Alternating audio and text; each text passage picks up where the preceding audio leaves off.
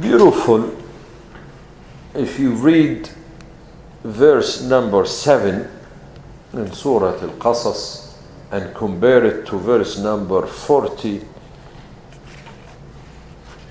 also in Surah Al-Qasas. Allah subhanahu wa ta'ala is telling us the same story. The story of Sayyidina Musa. Verse 7, Allah subhanahu wa ta'ala said, أعوذ بالله من الشيطان الرجيم بسم الله الرحمن الرحيم فإذا خفت عليه فألقيه في اليم ولا تخافي ولا تحزني. Allah subhanahu wa ta'ala is telling the mother of Musa, if you worried about your son, if you scared about your son, throw him in the ocean and put him in the ocean, and don't be sad and don't be worried and don't be scared. That's verse 7. Verse 40 in the same surah, in the same story, Allah subhanahu wa ta'ala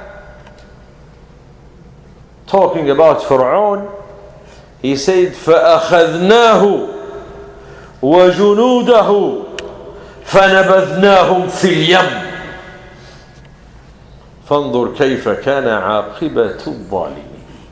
Allah subhanahu wa ta'ala in the same verse, he used the same word for a reason. He could have used al-yam means ocean. Verse, Allah subhanahu wa ta'ala is telling the mother of Musa, if you worried and scared about your son, throw him in the ocean and don't be scared. And he used the word yam. And verse 40, the same word was used but for destruction. He said, I threw Fir'aun and his soldier in the yam. But the first yam was to save him, and the second yam was to destruct him. And this for us to know. من كان مع الله فلن يضره ضعفه ومن لم يكن مع الله فلن تنفعه قوته. We learn from this ayah where Allah subhanahu wa ta'ala wanted to send us a clear message, very clear message, by talking about Yam, the first verse in verse 7, as a way to save, and in verse 40 as a way to destruct.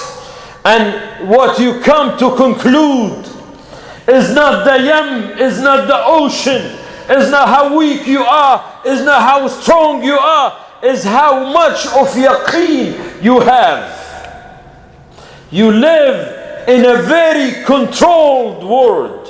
You live in a place that someone is called muhaymin, that someone is in control.